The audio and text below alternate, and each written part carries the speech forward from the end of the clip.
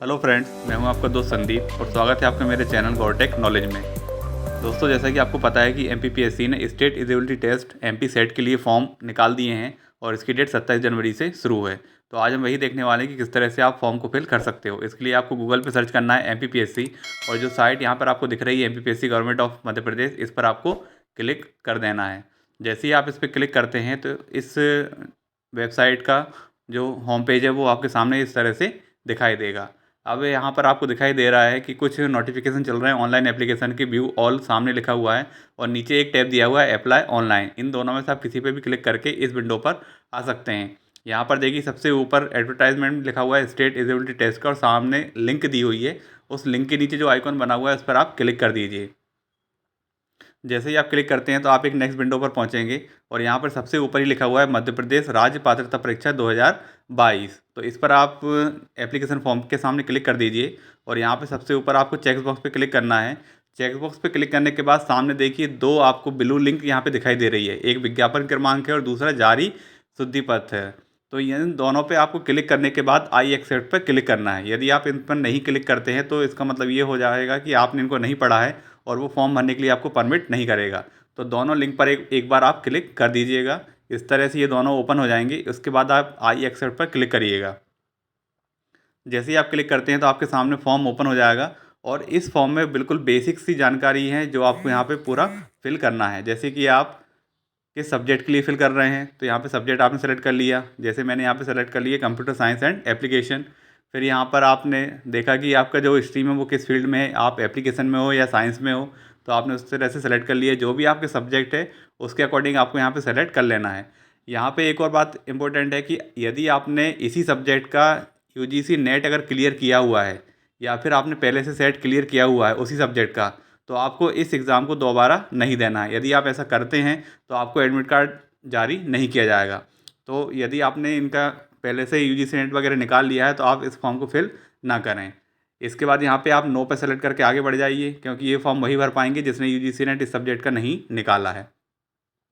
अब यहाँ पे एजुकेशनल क्वालिफिकेशन पूछ जाएगी कि आप अभी स्टेटस क्या है आपके क्वालिफिकेशन का, क्या आपने पास कर लिया है या फिर अभी आप रिजल्ट का वेट कर रहे हैं।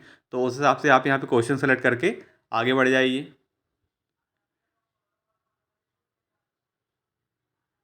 इसके बाद यहाँ पे पूछा जाएगा कि क्या आपके पास इस सब्जेक्ट की पीएचडी है। यदि है तो आप येस कर दीजिए, अगर नहीं है तो आप नो यहाँ पे कर दीजिए। इस तरह के ऑप्शंस यहाँ पे सेलेक्ट करने के बाद फिर नीचे आपका व्यक्तिगत विवरण यहाँ पे पूछा जा रहा है।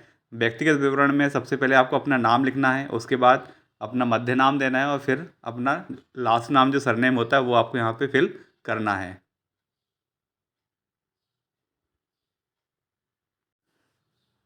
यहाँ पर आपको अपना जेंडर वगैरह, पिता का नाम, माता का नाम सब कुछ लिखने के बाद फिर नीचे लिखा हुआ है विवाह से संबंधित विवरण। यदि आप मैरिड है तो यहाँ पे मैरिड में सेलेक्ट करने के बाद जो आगे इन्फॉर्मेशन पूछी गई है बेसिक है बिल्कुल। अब बच्चों की संख्या, आपकी पत्नी का नाम, ये सब, या फिर अगर आप महिला हैं तो आपके पति का नाम, ये सब आपको यहाँ पे फिल कर देना है। इसके बाद आपसे नीचे पूछा जाएगा आपके मूल निवास का विवरण, मतलब आप कहाँ के मूल निवासी है। तो इस तरह से आप यहाँ पे देखिए, क्या आप मध्य प्रदेश के मूल निवासी है तो आपको येस पे सेलेक्ट कर देना है, यदि आप नहीं है तो नो पे सेलेक्ट कर देना है। फिर आपकी श्रेणी पूछी जाएगी कि आप किस श्रेणी में आते हैं। इस तरह से बेसिक सी जानकारी है। फिर यहाँ पे जो जाति का ऑप्शन है, जाति में आप मतलब जैसे कि यहाँ पे ओबीसी है तो ओबीसी में आप किस में आते हैं, या एससी एसटी में आप किस में आते हैं, वो आपको यहाँ पे सेलेक्ट कर लेना है।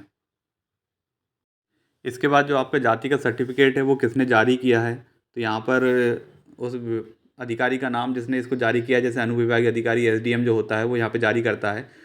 इस तरह से वो किस ज़िले का है ये सब आपको जानकारी यहाँ पे देना है। इसके बाद जो नीचे ऑप्शन है दिव्यांगता का विवरण, यदि आप फिजिकली हैंडीकैप्ड है या कोई आपको शारीरिक विकलांगता है तो आप उसकी जानकारी भी यहाँ पे दे सकते हैं। इसके बाद यहाँ पे अन्य विवरण में है कि यदि आपके खिलाफ़ कोई आपराधिक प्रकरण दर्ज है या कोई क्राइम है तो उसकी भी जानकारी आपको देना है, नहीं तो आपको फिर यहाँ पे नो पे सेलेक्ट करके आगे बढ़ जाना है। फिर इसके जस्ट नीचे परीक्षा केंद्र का विवरण है कि आप कौन कौन सी सिटी को यहाँ पे अपने परीक्षा केंद्र के लिए सेलेक्ट करना चाहते हैं, तो उन सिटीज़ को यहाँ पे क्लिक कर सकते हैं। इसके बाद यहाँ पे नीचे पूरा आपका शैक्षणिक विवरण है। आप देखिए यहाँ पे 10th 12th ग्रेजुएशन और पोस्ट ग्रेजुएशन इसकी जानकारी आपको फिल करना है और इसके लिए आप अपने डॉक्यूमेंट साथ में रखिएगा, जिससे कि आपको पूरा फिल करने में दिक्कत ना हो।